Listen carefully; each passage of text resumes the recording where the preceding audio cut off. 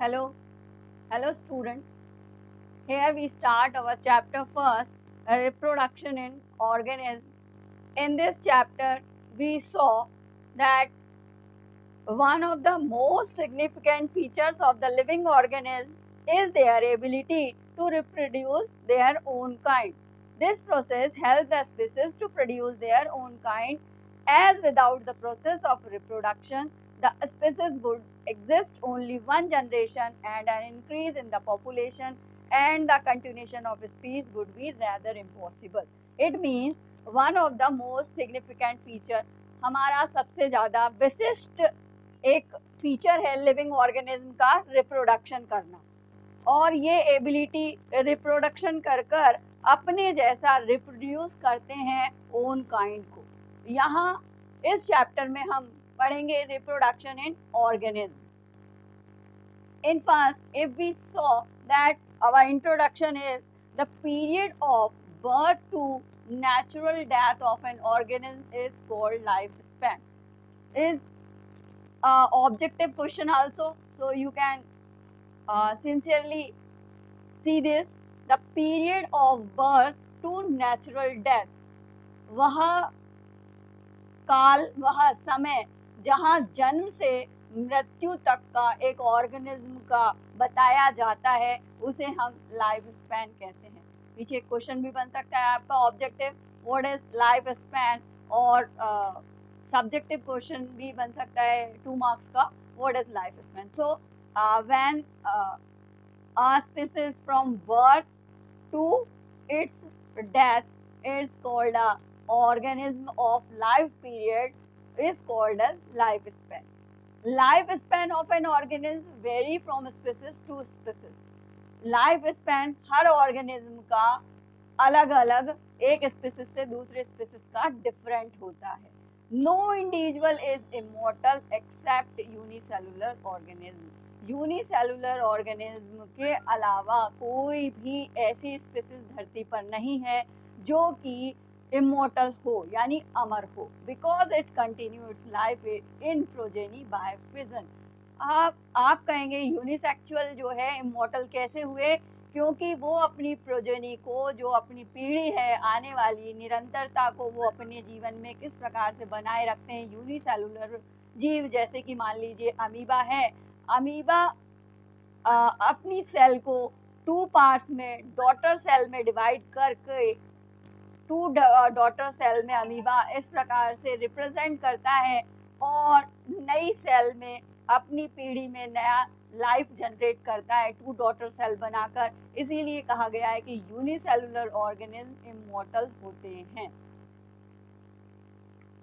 Approximate life span of some organism, ये objective question बनता है आपका कि लाइफ स्पैन सम ऑर्गेनिज्म का कितना होता है। एक एलिफेंट का देखेंगे आप 60 to 70 ईयर्स होता है, रोज प्लांट 100 ईयर्स, एक dog 15 years life span, banana tree 2 to 4 years, cow 20 to 25 years और banyan tree 400 years. A horse lifespan is only 30 years and a tortoise lifespan have a 100 to 150 years. A crocodile have a 60 years of lifespan of 5 years. Butterfly have a 1 or 2 weeks and parrot has a lifespan of 140 years. Some lifespan is very important. The continuity of life on earth is achieved by the process of reproduction. जीवन की निरंतरता को बनाए रखता है reproduction. एक फसल 3 से 7 महीने तक जीवन रहता है, एक क्रो का जीवन 15 साल लाइफ स्पैन कहा जाएगा। अब यहाँ समझेंगे हम कि व्हाट इज रिप्रोडक्शन। रिप्रोडक्शन क्या है? ये ऐसा कौन सा प्रोसेस है जिसके कारण एक नई संतति अपने जीवन की निरंतरता को अपने पेरेंट्स से लेकर निरंतर बनाए रखती है अगली पीढ़ी से अगली पीढ़ी तक। सो reproduction it is a biological process in which an organism produce young ones or offspring. Reproduction एक ऐसा बायोलॉजिकल प्रोसेस है, एक ऐसा जैविक प्रक्रम है जिससे कि ऑर्गेनिज्म प्रोड्यूस करके यंग वंस और ऑफस्प्रिंग को आगे तक लेकर जाता है। Reproduction enable the continuity of species. जो रिप्रोडक्शन होता है, जो जनन होता है, इसके कारण ही स्पीसीज की निरंतरता बनाए रखी जाती है, जनरेशन आफ्टर जनरेशन, एक पीढ़ी से दूसरी पीढ़ी तक। इम्पोर्टेंस ऑफ रिप्रोडक्शन, रिप्रोडक्शन क्यों आवश्यक हुआ या इम्पोर्टेंस ऑफ रिप्रोडक्शन क्या है? Is necessary for continuity of species. इसकी आवश्यकता इसलिए महसूस हुई कि स्पीसीज की कंटिन्यूटी बनी रहती है, स्पीसीज की निरंतरता बनी रहती है, यानी एक प्रजाति एक्सटेंट ना हो जाए, धरती पर खत्म ना हो जाए, वह प्रजाति अपनी निरंतरता को बनाए रखेगी रिप्रोडक्शन के माध्यम से। सो sexual reproduction is responsible for variation in population and evolution. हम देखेंगे कि सेक्सुअल रिप्रोडक्शन ही एक ऐसा प्रोसेस है जहां पर दो पेरेंट्स इन्वॉल्व होते हैं, एक मदर, एक फादर, एक मेल और एक फीमेल। इस रिप्रोडक्शन के माध्यम से ही वेरिएशन पॉपुलेशन में आता है, पीढ़ी में विभिन्नताएं भी दिखाई देती हैं। टाइप्स ऑफ रिप्रोडक्शन, रिप्रोडक्शन किस प्रकार से होता है? दो प्रकार का रिप्रोडक्शन हम यहाँ देखते हैं, asexual reproduction and sexual reproduction. In asexual reproduction it is a reproduction by single parent. मैंने फर्स्ट स्लाइड में भी एग्जाम्पल दिया। If there is a amoeba, a unicellular animal, then when amoeba reproduce, then it divided into two parts, so it become a two daughter cell. So it is a reproduction by a amoeba, it is called a asexual reproduction।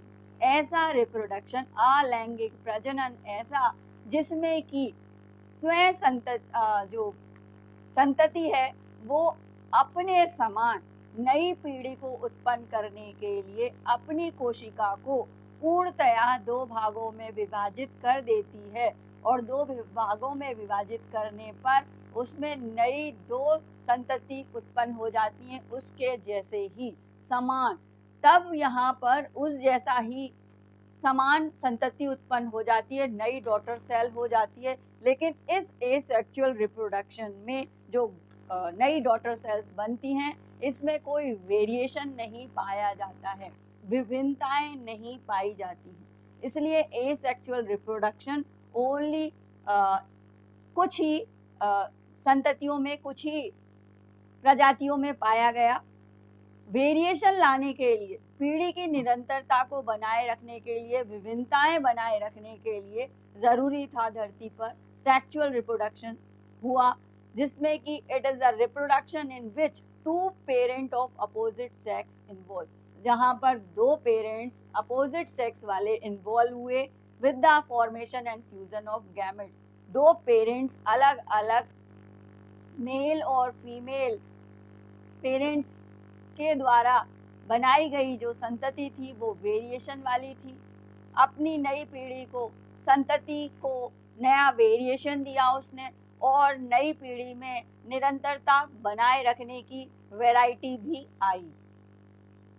So if we study first asexual reproduction, the offspring developed by asexual reproduction are exact copy of their parents। Of spring जो develop होती है, यानी जो नई पीढ़ी develop होती है asexual reproduction के अंदर, अलैंगिक जनन के अंदर, की रिप्रोडक्शन में एग्जैक्ट कॉपी होती है वो अपने पेरेंट्स की। अगर मान लीजिए कोई पेरेंट्स अगर किसी प्रकार का उसमें कोई बीमारी से वो ग्रसित है या किसी भी प्रकार का कोई डिफेक्ट है उसकी बॉडी में, तो उसी प्रकार का सेम एग्जैक्ट कॉपी बनने के कारण वो पीढ़ी आगे चलकर धीरे धीरे खत्म होने के कगार पर भी आ सकती है। So they are genetically identical, hence they are terms as clone. ये जेनेटिकली आइडेंटिकल होते हैं, बिल्कुल अपनी जो पिछली पीढ़ी होती है उसके समान होते हैं, तब ये क्लोन भी कहे जा सकते हैं, यानी सेम एज कॉपी। अगर स्वस्थ है, अगर पीढ़ी के जो जन्मदाता हैं वो अगर स्वस्थ हैं तो उसकी जो ऑफस्प्रिंग है वो भी स्वस्थ होगी। लेकिन अगर पीढ़ी में कहीं कोई डिफेक्ट है, कोई बीमारी से ग्रसित है, तब जब ऑफस्प्रिंग होगी वो क्योंकि जेनेटिकली आइडेंटिकल बिल्कुल वैसी ही होगी जैसे कि पिता हैं, वैसे ही कि जैसे कि पेरेंट्स हैं, तब इसे हम क्लोनिंग कहेंगे। और एसेक्सुअल रिप्रोडक्शन का हमारा इसमें एक हमें व्यवहार इस तरीके का दिखाई देता है कि ये लगभग यूनिसेलुलर ऑर्गेनिज्म ही फॉलो करते हैं, और कुछ प्लांट और एनिमल हैं सिंपल ऑर्गेनाइजेशन वाले, वो ही केवल एसेक्सुअल रिप्रोडक्शन को फॉलो करते हैं। सो if we saw a binary fission, the single cell organism of kingdom Monera and Protista reproduced by binary fission. In asexual reproduction, अब asexual reproduction कितने प्रकार का होता है? एक है हमारा binary fission, नेक्स्ट है हमारा budding, third spore formation, and fourth is conidia. Example है स्पोर फॉर्मेशन का। वेजिटेटिव जो रिप्रोडक्शन है हमारा, उसके द्वारा हमारे न्यू प्लांट फॉर्मेशन होते हैं। किस प्रकार के नेचुरली अकर होते हैं? Runner, rhizome, sucker, tuber, offset और बल्ब प्रकार का वेजिटेटिव रिप्रोडक्शन होता है हमारा। लेकिन इससे पहले हम डिस्कस कर रहे थे हमारे कि हमारा एसेक्सुअल रिप्रोडक्शन है वो किस प्रकार का होता है। अगर संतति रिप्रोडक्शन दिखाती है तब सबसे पहले बाइनरी फिजन आता है। The single cell organism of kingdom Monera और प्रोटेस्टा। मोनेरा और प्रोटेस्टा जो सिंगल सेल ऑर्गेनिज्म हैं, जो निम्न स्तर के जीव हैं, वो इस प्रकार का बाइनरी फिजन एसेक्सुअल रिप्रोडक्शन के द्वारा फॉलो करते हैं। The cell divided into two half. मैंने पहले भी बताया कि इसके अंदर जो मोनेरा और प्रोटेस्टा होते हैं, वो प्रकार के जो जीव होते हैं, उनकी जो सेल है डिवाइड कर जाती है इनटू टू हाफ, यानी दो भागों में बट जाती है। Each half developed into new adult, और प्रत्येक आधा भाग बन जाता है नया एडल्ट, नया जीव। बाइनरी फिजन इन अमीबा हम देख रहे हैं। इस प्रकार से अमीबा है। अमीबा में न्यूक्लियस डिवाइड हुआ सबसे पहले।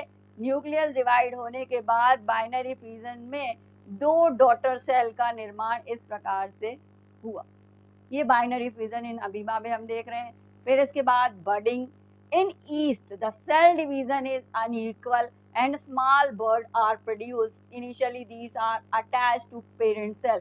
हाइड्रा के अंदर इस प्रकार से एक इनिशियली बडिंग अलग से बनने लग जाती है और बनकर ये पेरेंट्स के शरीर से बाहर अलग हो जाती है, और इसे हम कहेंगे कि बर्डिंग के द्वारा एक यूनिसेलुलर डिवीजन हुआ। In hydra smaller outgrowth from bird.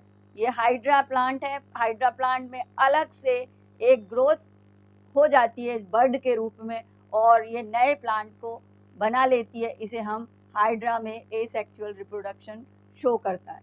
Spore formation भी एक एसेक्सुअल रिप्रोडक्शन का तरीका है। इसमें हम सबसे पहले जू स्पोर्स कहेंगे। These are motile asexual spores of algae and fungi. ये जू स्पोर्स वैसे स्पोर्स हैं, एसेक्सुअल स्पोर्स हैं एल्गी और फंजाई के। दे यूज फ्लैजिलम और लोकोमोशन, इधर से उधर गति करने के लिए फ्लैजिला का उपयोग करते हैं, और फ्लैजिला के उपयोग के द्वारा इधर से उधर जाकर अपनी पीढ़ी की निरंतरता को बनाए रखते हैं। यहाँ इस प्रकार से ये फॉर्मेशन हमारा जू स्पोर का दिखाया गया है। Conidia, these are the asexual non motile spores of fungus। Fungus के ऐसे asexual non motile spores हैं, यानी अलैंगिक, अचल, यानी जो चलन नहीं कर पाते, जो चलते नहीं है, वो एक ही स्थान पर रहते हैं। ऐसे स्पोर्स को हम पेनिसिलियम कहेंगे। एग्जाम्पल में हमारे पास पेनिसिलियम में पाए जाते हैं, और ये पेनिसिलियम इस तरीके की संरचना बनाती है जो कि आगे चलकर माइटोसिस के विभाजन के बाद नए कोनिडिया के द्वारा नए प्लांट का निर्माण हो जाता है। इस तरीके से यहाँ पेनिसिलियम दिखाई दे रहे हैं। यहाँ पर एक के बाद एक ये स्पोर्स में संरचना दिखाई देती है और नए प्लांट में ये परिवर्तित हो जाते हैं। Gemmules, these are the internal bud of fresh water sponge. Fresh water sponge में ये जेम्यूल्स पाए जाते हैं। They also are asexually, they resist drought, high temperature, freezing, lack of oxygen. ये इस प्रकार के जेम्यूल्स स्पोर्स हैं जो कि रेजिस्ट होते हैं हाई टेम्परेचर के प्रति, ड्रॉट के प्रति, फ्रीजिंग के प्रति, और बाद में जब इन्हें सही टेम्परेचर और सही वातावरण मिलता है तब ये नए प्लांट में डेवलप होने की क्षमता रखते हैं। अब हम यहाँ पढ़ेंगे कि वेजिटेटिव रिप्रोडक्शन किस प्रकार का होता है। Asexual reproduction in plant is term as vegetative reproduction. Is this a new plant are formed by vegetative part of plant like stem, root and leaf? Vegetative reproduction अगर हम प्लांट में देख रहे हैं, यानी एसेक्सुअल रिप्रोडक्शन का वह जनन प्रक्रिया जो कि केवल प्लांट में पाई जाती है, उसे हम कहते हैं naturally it occur in by runner, rhizome, sucker, tuber, offset and bulb process. Naturally प्राकृतिक रूप से एक पौधा किस प्रकार से रिप्रोडक्शन करता है, इसको हम वेजिटेटिव रिप्रोडक्शन के टॉपिक में देख रहे हैं.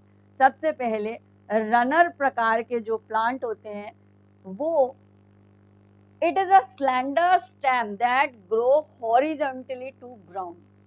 ये एक प्रकार का रनर स्ट्रॉबेरी प्लांट है. एग्जाम्पल में स्ट्रॉबेरी का ये प्लांट है. ये इस प्रकार से अपनी जड़ के साथ ही नए प्लांट का निर्माण इस प्रकार से करता रहता है और नई पत्तियां इसमें बन जाती हैं इसे, लेकिन ये जमीन पर ही रेंगता हुआ चलता है. इसे हम कहेंगे रनर और स्टोलन, और नए प्लांट में परिवर्तित होकर ये एसेक्सुअल रिप्रोडक्शन को फॉलो करता है. स्ट्रॉबेरी आपने देखा होगा, स्ट्रॉबेरी प्लांट को. Rhizome, it is the modified underground stem. वो हमने रूट का एग्जाम्पल देखा था. राइजोम हमारा एग्जाम्पल है अंडरग्राउंड स्टेम का. If a rhizome is separated into piece, each piece develop into a new plant. आपने एग्जाम्पल में देखा होगा इस प्रकार का जिंजर, कैना, ये हमारे राइजोम फॉर्म में रहते हैं, जिन्हें कि अगर हम यहाँ से काट दें और काट कर जमीन में वापस से लगा दें तो नए प्लांट में ये परिवर्तित हो जाते हैं. इसे हम राइजोम प्रकार का वेजिटेटिव प्रोपोगेशन कहलाएंगे. Sucker, it is a basal shoot और root sprout, adventitious shoot. It grows from a bud at the base of a tree or shrub from its root. Root के द्वारा आगे की ओर बढ़ना, इस तरीके का फॉर्मेशन होता है. Tuber are modified plant structure that are enlarged to store nutrients. Tuber ऐसा मॉडिफाइड प्लांट का स्ट्रक्चर है जो कि एनलार्ज होकर न्यूट्रिएंट्स को स्टोर करता है और नए प्लांट में परिवर्तित करने में मदद करता है. These are short, thickened underground stem or these potatoes. Example, potato is called a underground stem which develop into a new plant. Offset is a small complete daughter plant that is actually produced on the mother plant. Mother plant के द्वारा same as daughter plant में परिवर्तित हो जाना example कहलाता है water हाइजिंथ. ये इस प्रकार का वाटर हाइजिंथ का एग्जाम्पल, जिसे कि आप देखते हैं जलकुंभी जिसे कहते हैं, पानी में दिखाई देता है. इस प्रकार से ये एक बड़ी सी ट्यूब नुमा संरचना का निर्माण कर लेता है और नए प्लांट में परिवर्तित होकर आगे की ओर भी बनने लग जाता है और नया प्लांट में परिवर्तित होने की प्रोसेस को वो बनाए रखता है. Bulb is a short stem with fleshy leaf और लीफ बेसिस. बल्ब भी एक प्रकार का शॉर्ट स्टेम फ्लैशी लीफ है जो कि नए पादप में समय अनुकूल होने पर परिवर्धित होने की क्षमता रखता है, इसे हम वेजिटेटिव रिप्रोडक्शन कहेंगे।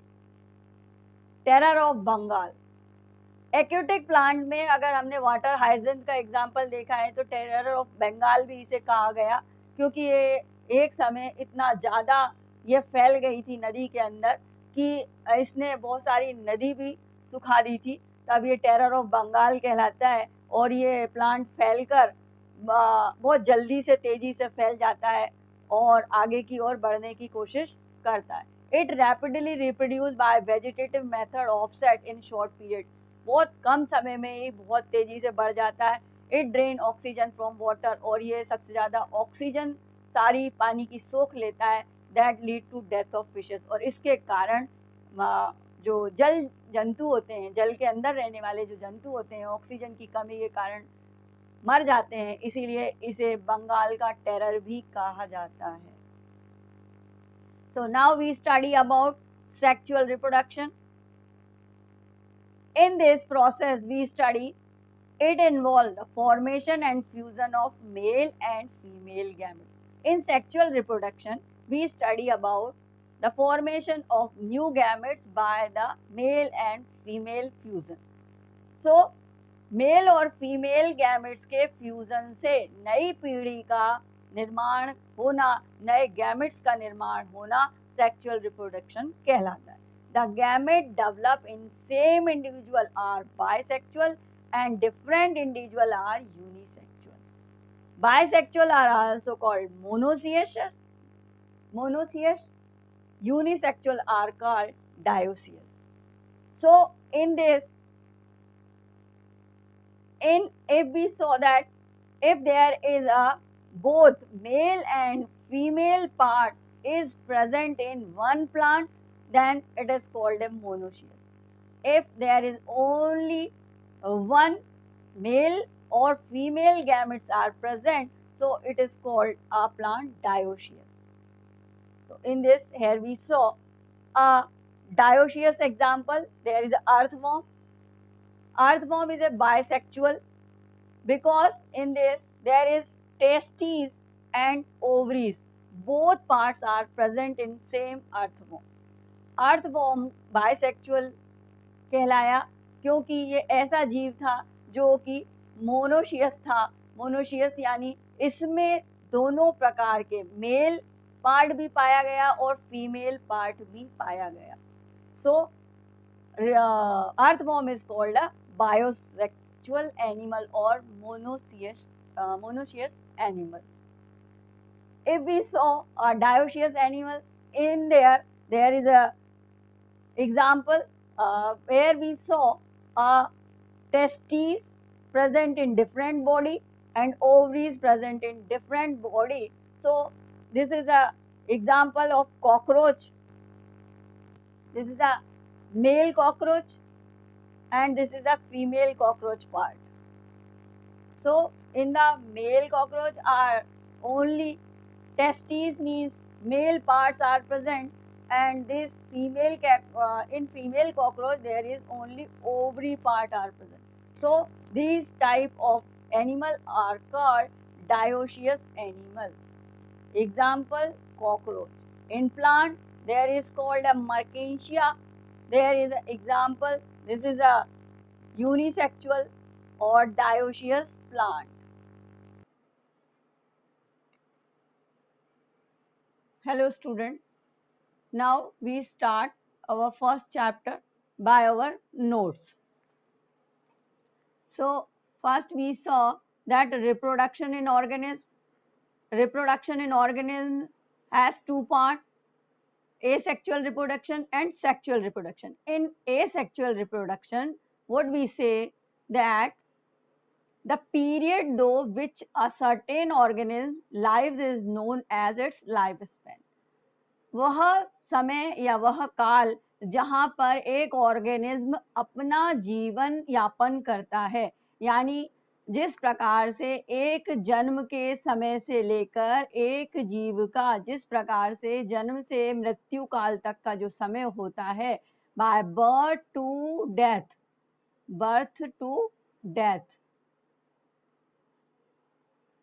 जो जीवन काल होता है एक किसी भी ऑर्गेनिज्म का, उसे हम लाइफ स्पैन कहते हैं। द पीरियड दो विच अ सर्टेन ऑर्गेनिज्म लिव्स, एक सर्टेन ऑर्गेनिज्म, एक निश्चित जीवित प्राणी अपना जीवन काल जब जीता है, एक्सीडेंटली कहीं उसकी डेथ हो जाती है तो उसे उसका लाइफ स्पैन नहीं बोलेंगे। एक नेचुरली जो सर्टेन ऑर्गेनिज्म है वो अपना जीवन यापन करता है, उसे हम इसे लाइफ स्पैन कहेंगे। Reproduction is the process by which every organism ensure it's continuity. Reproduction एक ऐसी प्रक्रिया है, यानी जनन एक ऐसी प्रक्रिया है जिसमें प्रत्येक ऑर्गेनिज्म इंश्योर करता है अपनी कंटिन्यूटी, यानी अपनी पीढ़ी की निरंतरता को बनाए रखने की एक प्रोसेस है reproduction. It is the process do which organism produce young ones which in turn mature to give rise to their young ones. ये एक ऐसी प्रक्रिया है, it is the process do which organism produce, इसके द्वारा हर organism produce करते हैं अपने यंग वंस को, जो टर्न हो जाते हैं मैच्योर, मैच्योर यानी वो बड़े हो जाते हैं और फिर अपने यंग वंस को रिप्रोड्यूस करने में सक्षम हो जाते हैं, यानी एक पीढ़ी दूसरी पीढ़ी को निरंतर आगे ले जाती है। Reproduction can be asexual. सबसे पहले हम रिप्रोडक्शन के प्रोसेस को पढ़ेंगे। रिप्रोडक्शन कितने प्रकार के होते हैं? दो प्रकार के हमारे रिप्रोडक्शन हम यहाँ इस चैप्टर में पढ़ेंगे, asexual reproduction and sexual reproduction. In asexual reproduction only one individual is involved। केवल asexual reproduction यानी अलैंगिक जनन में केवल one individual यानी केवल एक ही पेरेंट्स इन्वॉल्व होता है, और सेक्सुअल रिप्रोडक्शन में 2 इंडिविजुअल होने मस्ट इम्पॉर्टेंट है, male and female are involve. So let's we saw asexual reproduction first। In this type a single parent can produce offspring। इसमें सबसे पहले एक सिंगल पेरेंट ही रिप्रोड्यूस करते हैं अपने ऑफस्प्रिंग को। These are the offspring are also called a clones। Clones means identically same as parents। It is a commonly seen in unicellular organism। इस प्रकार की जो जीवित प्रणाली है वो यूनिसेलुलर ऑर्गेनिज्म में देखी जाती है। एग्जाम्पल प्रोटेस्टा और मोनेरा। प्रोटेस्टा और मोनेरा संघ के जितने भी यूनिसेलुलर ऑर्गेनिज्म हैं इन सब में कॉमनली ये दिखाई देता है। Here the cell division itself is the mode of reproduction. यहाँ पर सेल को डिवीजन करके अपने सेल को ही पेरेंट्स अपने सेल को ही हाफ पार्ट में डिवाइड करके डॉटर सेल में रिप्रोडक्शन को शो करते हैं। Means of asexual reproduction. Asexual reproduction किस किस प्रकार से किसी भी जीवित ऑर्गेनिज्म में आप देखते हैं। पहला है binary fusion. In this process the cell divided into half and each half develop into an adult. मैंने अमीबा का एग्जांपल पहले भी बताया कि एक पेरेंट सेल होती है वो डिवाइडेड हो जाती है अपने 2 हाफ में, और इस प्रकार से अपने नए ऑफस्प्रिंग को आगे बढ़ाते हैं अमीबा और paramecium. In next we see that second process is budding। in this process a cell divide unically to form bud। यहाँ पर इस तरीके से हाइड्रा का प्लांट देखा आपने, उस हाइड्रा के प्लांट में एक अलग से बर्ड बन जाती है। ये बर्ड बाद में कट करके नए हाइड्रा को जन्म देती है। इसे हम एग्जाम्पल में ईस्ट और हाइड्रा का एग्जाम्पल भी ले सकते हैं। ये हाइड्रा इस तरीके से आपका दिखाई देता है, पिछली स्लाइड में मैंने बता दिया था। Formation of specialized structure, conidia और जूस्पोर्स। कोनिडिया एग्जाम्पल है हमारे पेनिसिलियम का, जूस्पोर एग्जाम्पल है एल्गी का। कोनिडिया किस तरीके से होते हैं? इस तरीके से कोनिडिया अपना फॉर्मेशन नई फॉर्मेट में करते रहते हैं और इसे जैम्यूल और स्पॉन्ज में देखा जाता है। Vegetative propagation is it mean of asexual reproduction in plant। different structure are capable of giving rise to new plant। Vegetative propagation किस प्रकार से होता है? ये हमने ऊपर देखा, budding और बाइनरी फ्यूजन, ये एक एनिमल में पाया जाता है।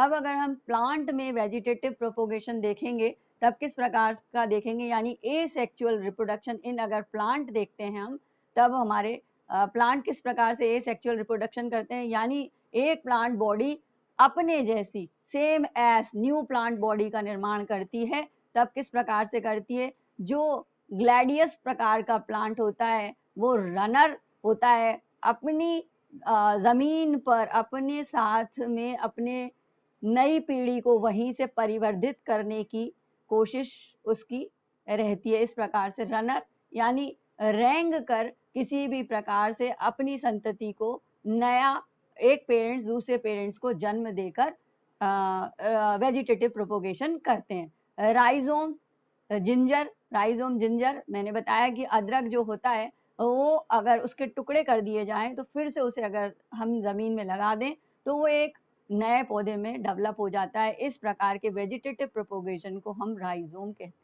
ट्यूबर पोटैटो इस प्रकार से शो करता है, bulb onion vegetative propagation show करते हैं।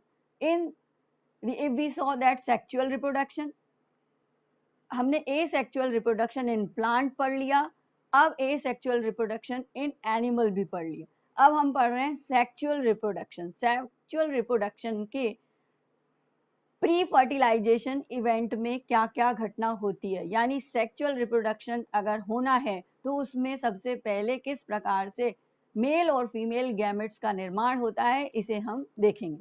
सबसे पहले sexual reproduction involve the formation of male and female gametes in either the same individual or two individuals. These gametes fuse to form a zygote which develop into a new individual. Sexual reproduction में एक mail और एक female gamete same individual यानी एक ही plant के अंदर दोनों उपस्थित रहकर गैमेट्स का फॉर्मेशन करते हैं और जाइगोट बनाते हैं और नए इंडिविजुअल में निर्माण करते हैं, या फिर अलग अलग भी टू इंडिविजुअल्स में भी मेल और फीमेल गैमेट्स होते हैं और इस प्रकार से रिप्रोडक्शन शो करते हैं। Offspring are not identical to each other to the parents. और जो नई संतति होती है, सेक्सुअल रिप्रोडक्शन का फायदा यह है कि जो नई संतति होती है वो आइडेंटिकली सेम एज पेरेंट्स नहीं होती है, कुछ उसमें वेरिएशंस होते हैं। विभिन्नताएं हमें हमेशा आगे ले जाने में मदद करती हैं, इसीलिए सेक्सुअल रिप्रोडक्शन ज़्यादा सक्सेसफुल सभी प्रणालियों में सभी किंगडम्स ने अपनाया है। ऑल ऑर्गेनिज्म पास दो टू स्टेजेस। सारे ऑर्गेनिज्म दो प्रकार की स्टेजेस को फॉलो करते हैं। Juvenile phase, period of growth. वह फेज हर प्राणी का दो प्रकार की फेज होती है। जुवेनाइल फेज यानी पीरियड ऑफ ग्रोथ, जहां पर केवल वृद्धि होती है, यहाँ पर रिप्रोडक्शन फॉलो नहीं होता है। और वेजिटेटिव फेज या रिप्रोडक्टिव फेज, दो फेज हैं हर ऑर्गेनिज्म में, एक जुवेनाइल फेज और एक वेजिटेटिव फेज और रिप्रोडक्टिव फेज। जुवेनाइल फेज में केवल प्लांट ग्रो करता है और वेजिटेटिव फेज में अपने जैसे नई संतति को उत्पन्न करने की वह प्रोसेस को फॉलो करता है। In non-primate mammals like rat, sheep, dog, cow and tiger, cyclic changes in the activity of ovary and oviduct is called the oosterous cycle. oosterous cycle में भिन्न भिन्न प्रकार से बदलाव के कारण नॉन प्राइमेट्स मैमल्स में अलग अलग प्रकार की साइकिल्स पाई गई। It is also called a menstruation cycle. Certain mammals are called continuous breeders since they reproduce throughout their reproductive phase, while some are called seasonal breeders. आप जानते होंगे कि कुछ मैमल्स कंटिन्यूअस ब्रीडर्स होते हैं, यानी जैसे मंकी है वो कंटिन्यूअस ब्रीडर्स हैं, और while some are called seasonal breeders, यानी कभी जब समय आता है तब वो रिप्रोड्यूस करते हैं फेवरेबल सीजन्स में। इवेंट इन सेक्सुअल रिप्रोडक्शन, कौन कौन सी घटनाएं घटती हैं सेक्सुअल रिप्रोडक्शन के पहले। सबसे पहले प्री फर्टिलाइजेशन इवेंट, यानी फर्टिलाइजेशन होने से पहले की अवस्था में क्या होता है, event taking place before the fusion of gametes. वह घटना घटती है जिसमें कि गैमेट्स फ्यूजन हो, इससे पहले गैमेटोजेनेसिस होता है और गैमेट ट्रांसफर होते हैं। यानी गैमेटोजेनेसिस की प्रोसेस होगी, यानी गैमेट बनेंगे और गैमेट का ट्रांसफर होगा, यानी गैमेट्स आपस में मिलने की प्रोसेस को फॉलो करेंगे। सबसे पहले हम देख रहे हैं gametogenesis. What is gametogenesis? Process of formation of gametes. Gametes के बनने के प्रोसेस को, मेल और फीमेल के गैमेट्स के बनने की प्रोसेस को हम गैमेटोजेनेसिस कहेंगे। In this gametes are haploid. Haploid means N, जो हमारे गैमेट्स बनेगा वो हैप्लॉइड बनेगा। In some organism like algae और homoisogametes can not be categorized as male and female gametes. कुछ ऑर्गेनिज्म जैसे एल्गी हो है, उसमें हम कैटेगराइज नहीं कर सकते कि ये मेल गैमेट है या female gamete. In other, two gametes are morphological and psychological different and are two type physiological different and are two type एंथीरियोजॉइड और एग और ओवन फीमेल गैमेट्स। कहीं पर टू गैमेट्स मॉर्फोलॉजिकल और फिजियोलॉजिकल डिफरेंट होते हैं और दो प्रकार से होते हैं, ये स्पर्म और ओवम, दोनों डिफरेंट प्रकार के पाए जाते हैं। आपको पता है जैसे कि मेल गैमेट्स और जिन्हें हम मेल गैमेट्स और फीमेल गैमेट्स भी कहते हैं। In some organisms, both the sexes are present in same individual. ये ध्यान रखने वाली प्रोसेस है, ये टर्म ध्यान रखने वाला है कि जिस ऑर्गेनिज्म में बोथ सेक्सेस यानी मेल और फीमेल दोनों उपस्थित होते हैं, उसे हम उस ऑर्गेनिज्म को मोनोसियस कहते हैं। मोनोसियस कहते हैं। In other they are present in two individual. अगर दोनों सेक्स अगर उसके अंदर इंडिविजुअल अलग अलग उपस्थित हैं तो इसे हम कहेंगे dioecious. In a unisexual flower, male flower is called staminate, female flower is called pistillate. Unisexual flower यानी dioecious flower में मेल फ्लावर अलग होता है जिसे हम स्टैमिनेट कहते हैं, फीमेल फ्लावर में पिस्टिलेट होता है। Gamete formation take places by cell division. Cell division के से गैमेट फॉर्मेशन होता है और ये हमेशा मियोसिस की प्रोसेस में होता है। Gamete transfer. अब मेल और फीमेल गैमेट किस प्रकार से ट्रांसफर होंगे, किस प्रकार से मिल लेंगे और फ्यूजन होगा इनके अंदर। So for the fusion to take place the gametes needs to be transferred. Gametes का एक स्थान से दूसरे स्थान तक जाकर ही फ्यूजन हो पाता है, इसे कहते हैं हम gamete transfer. In most organism, बहुत सारे ऑर्गेनिज्म में मेल गैमेट्स आर मोटाइल, यानी सारे अधिकतर ऑर्गेनिज्म में जो मेल गैमेट्स होते हैं वो मोटाइल होते हैं। मोटाइल यानी वो चलन करते हैं, यानी वो चलकर ही फीमेल गैमेट्स पर पहुंचेंगे। और female gametes are non motile. Female gametes हमेशा स्थिर होंगे, एक ही स्थान पर मिलेंगे।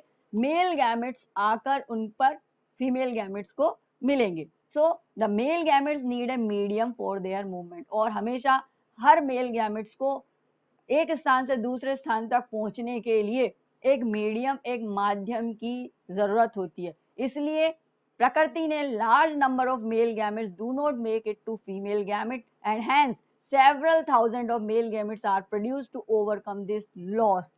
बहुत सारे मेल गैमेट्स अपने फीमेल गैमेट्स तक नहीं पहुंच पाते, इसलिए बहुत जो प्रकृति है वो बहुत सारे मेल गैमेट्स का निर्माण करती है, फिर भी several thousand of male gametes अपने स्थान तक नहीं पहुंच पाते। इस लॉस को पूरा करने के लिए बहुत सारे मेल गैमेट्स बनाए जाते हैं।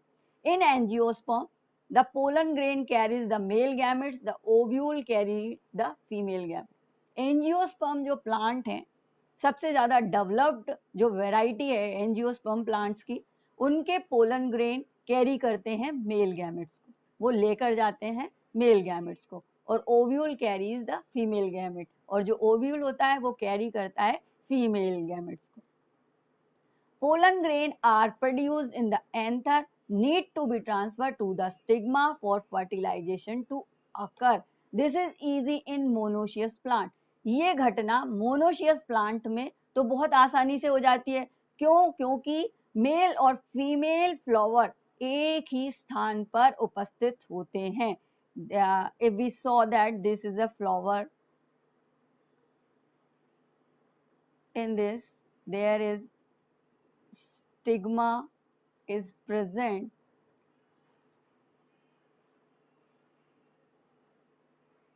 and there is also a anther is present. Anther is male part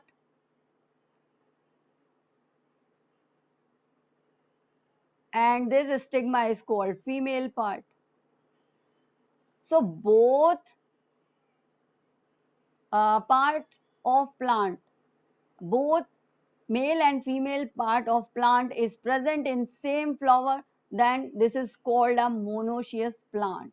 So monoecious plant में फर्टिलाइजेशन की प्रोसेस इजी होती है वनिस्पत डायोशियस प्लांट की। डायोशियस प्लांट में एक फ्लावर में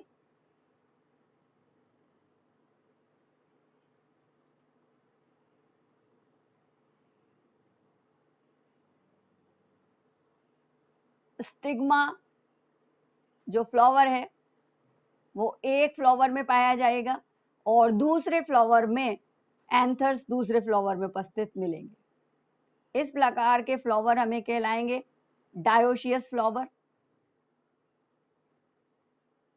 ये एंथर इस तरीके से दूसरे फ्लावर में है।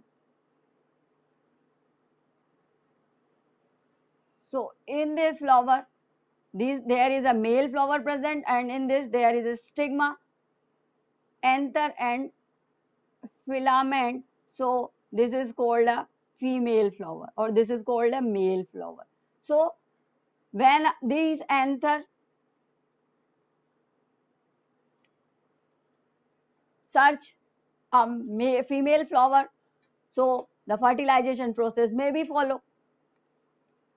If anther cannot search the female flower, same variety of female flower, then the anther will be waste. अगर एंथर अपनी ही वेराइटी के में फीमेल फ्लावर तक नहीं पहुंच पाते हैं तो वो एंथर्स, वो पोलन ग्रेन्स वेस्ट हो जाते। सो डायोशियस प्लांट में रिप्रोडक्शन इजी नहीं होता है। In this sexual reproduction fertilization events कौन कौन से होते हैं? Fertilization is the most important event in the sexual reproduction. This process is also called as syngamy, जहां पर मेल और फीमेल पोलन ग्रेन्स मिलते हैं, गैमेट्स मिलते हैं, इन्हें हम कहते हैं जाइगोट फॉर्मेशन। और zygote formation after fertilization process को is known as called a parthenogenesis. Some organisms zygote formation take place without fertilization, कुछ ऑर्गेनिज्म में फर्टिलाइजेशन के बिना भी इस प्रोसेस को फॉलो हो जाता है, इसे हम पार्थेनोजेनेसिस कहते हैं। In most aquatic organism and amphibian fertilization take place outside their body in the water. कुछ जो एक्वेटिक ऑर्गेनिज्म होते हैं उनकी बॉडी के बाहरी वाटर के अंदर इस प्रकार का फर्टिलाइजेशन होता है, इसे हम एक्सटर्नल फर्टिलाइजेशन कहते हैं। The most terrestrial organism fertilization is internal, it take place inside the female body. In this process the male gamete is motile and reach the female gamete. Male gamete motile होता है यानी चलनशील होता है, वो female body तक पहुंचकर, female gamete तक पहुंचकर फ्यूज होकर फॉर्मिंग जाइगोट, जाइगोट बनाता है। इसके बाद अब हमारा प्री फर्टिलाइजेशन इवेंट देखा, फर्टिलाइजेशन इवेंट देखा। सेक्सुअल रिप्रोडक्शन में लास्ट प्रोसेस होता है post fertilization event. Event taking place after fertilization और called post fertilization event. Post fertilization event किस प्रकार का होता है कि मेल और फीमेल के गैमेट के मिलने के बाद फॉर्मेशन किसका होता है? जाइगोट का। So the haploid gametes fuse to form a diploid zygote. आपने देखा कि male gametes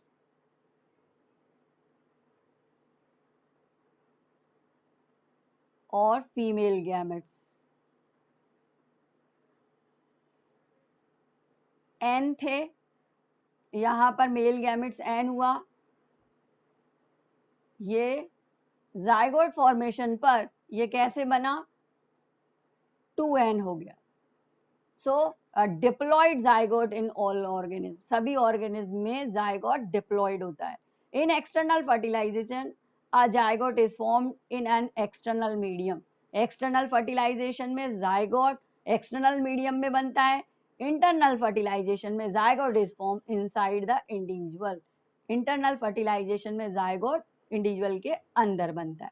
so in this last process embryogenesis, it is the process of development of embryo from the zygote, zygote से embryo का बनना embryogenesis कहलाता है. The zygote undergoes cell division and differentiation, zygote धीरे धीरे सेल डिवीजन करके embryo जो है बना लेता है. इस प्रोसेस को हम एम्ब्रियोजेनेसिस कहते हैं.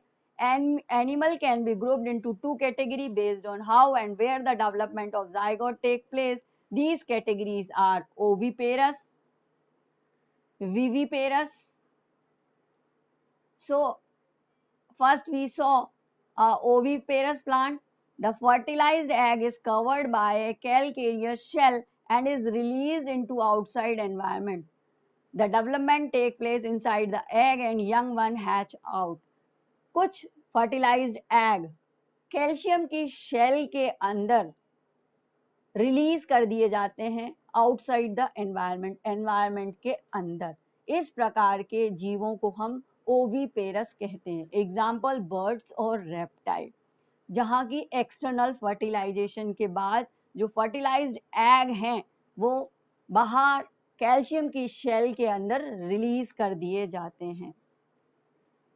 और विविपेरस, इस प्रकार का जायगोट होता है डेवलपमेंट जिसका होता है inside the female body and developed young ones in delivered outside, और यंग वंस की जो डिलीवरी होती है, यंग वंस बाहर आते हैं मदर के शरीर से. इस प्रकार के जीव को हम कहते हैं विविपेरस. एग्जाम्पल है mammals including human. So in flowering plant zygote is formed inside the ovule. Flowering plant में ओव्यूल अंदर बनता है, zygote develop into embryo, embryo to ovule, ovule develop into seed. Flowering plant में यानी flower जिसमें flower आता है उसमें जायगोट किस प्रकार से बनता है, जायगोट डेवलप करता है एम्ब्रियो में, एम्ब्रियो ओव्यूल में और ओव्यूल बन जाता है सीड में. इसी प्रकार से ओवरी में develop into fruit, contain seed and disperse and germinate to form a new plant. और ओवरी से फ्रूट बन जाता है और फ्रूट से सीड बनता है और सीड डिस्पर्स होकर जर्मिनेट करता है, फॉर्म अ न्यू प्लांट, एक नए प्लांट का निर्माण करता है. ये प्लांट में हमारा डेवलपमेंट होता है.